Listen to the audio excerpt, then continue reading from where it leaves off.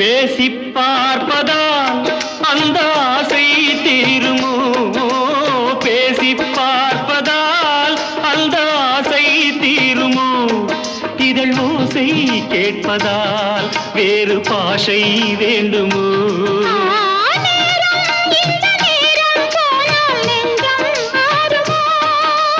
பாடும் கவிதை ஏடு வருகுது பாதியை பாதி தேடி வருகுது வருவது யாரோ அது வள்ளலின் தேரோ